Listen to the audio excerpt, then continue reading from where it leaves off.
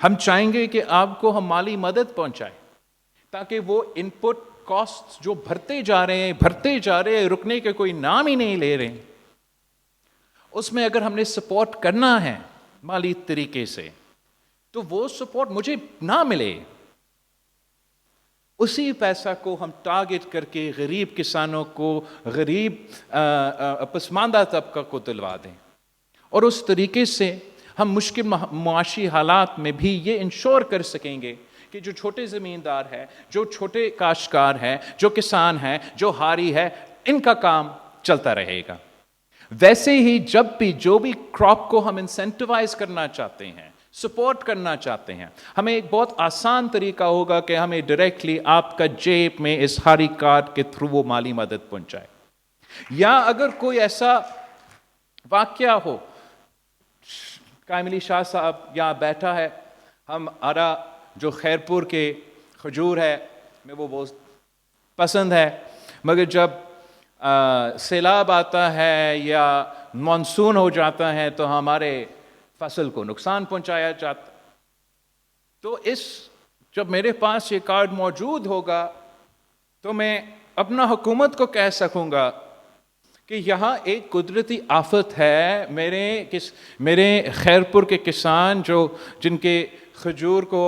نقصان پہنچایا گیا ہے، ان کو ٹارگٹ کر کے مالی مدد پہنچائے تاکہ وہ نقصان کا ہم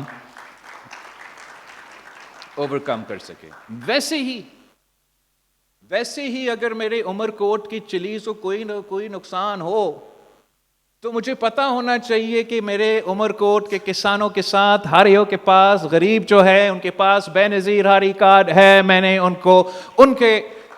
چلیز کو بچانے کے لیے مالی مدد پہنچا سکتا ہوں۔ اگر میرے بیچارے ٹنڈر لیار والوں کا جو دنیا کے سب سے مزیدار آم وہاں سے ہی ملتے ہیں، کوئی بیماری پڑ جائے، کوئی کیڑا پڑ جائے، میں نے ان کسانوں کو، ان چھوٹے زمینداروں کو مدد پہنچانا ہے تو بے نظیر ہاری کارڈ کے تھرو مالی مدد پہنچے۔ اگر خدا نہ خواستہ ہمارا لڑکانوں کے امرود کو کوئی نہ کوئی نقصان ہو، جو دنیا کا سب سے مزیدار امرود ہوتا ہے، ان کو کوئی، تو میں اسپیسیفکلی ان کے سیزن میں اسی وقت یا اس خطرے سے پہلے، اس خطرے کے دوران وہ مالی مدد پہنچا سکتے۔ مثلاً کوئی کیڑا ہو تو وہ مالی مدد پہنچا سکتا ہوں تاکہ آپ اسی وقت نقصان سے پہلے وہ دوائیں لگوا سکے اور آپ اپنا فصل کو بچا سکے۔ ویسے ہی خدا نہ خواستہ میرا سندری آم کو کبھی کوئی نقصان ہو تو پورا سندھ حکومت کا وسائل موجود ہوگا کہ جو بھی ہم سے ہو سکے ہم اپنے میرپور خاص کے سندری جو ہے وہ اپنا ہاری کارڈ کے تھرو، بے نظیر ہاری کارڈ کے تھرو بچا سکے۔ تو یہ ایک آغاز ہے ہمارا ذرائع انقلاب کا، اور ہم شروع کریں گے انشاءاللہ تعالی سندھ کے ہاریوں سے، ہم شروع کریں گے سندھ کے کسانوں سے، ہم شروع کریں گے سندھ کے چھوٹے چھوٹے زمینداروں سے، اور انشاءاللہ تعالی اس ذرائع انقلاب کو پورا پاکستان میں پھیلائیں گے۔ ہمارا منشور میں بھی موجود تھا، ہم نے اپنے پارلیمان میں ابتدائی تقریر میں، اور وزیر اعظم صاحب نے آپ کا اسی پوائنٹ جو آپ کا منشور میں بھی تھا اپنا ابتدائی تقریر میں ذکر کیا کہ آپ کو معلوم ہے اس وقت کہ پاکستان کے عوام کا ٹیکس پیسہ اربوں روپے ہم فرٹیلائزر سیکٹر کو ڈائریکٹلی سبسڈیز کی صورت میں دلواتے ہیں۔ اور آپ مجھے بتائیں، کسان میرے سامنے بیٹھے ہیں،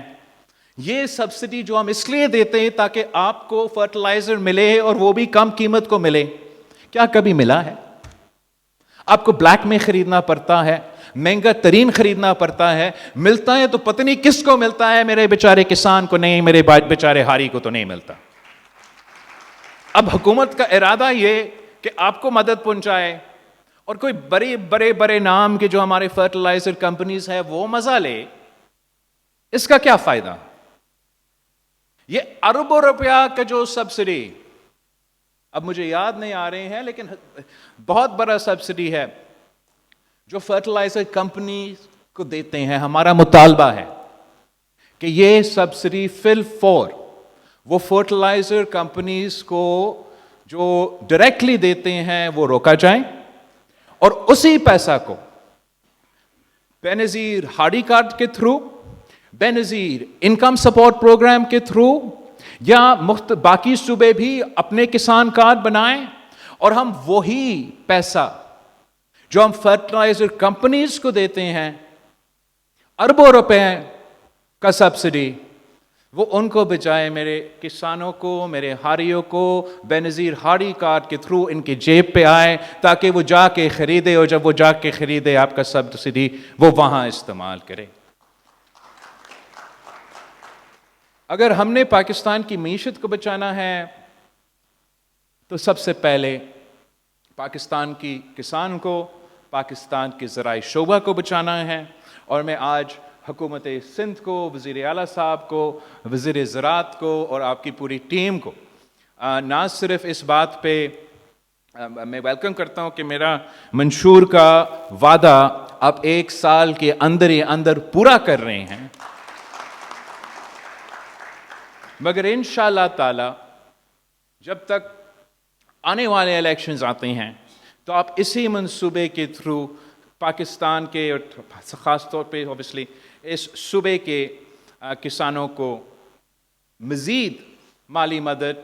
سپورٹ، انویسٹمنٹ، سبسڈیز، اور تیاری ہم پکڑیں گے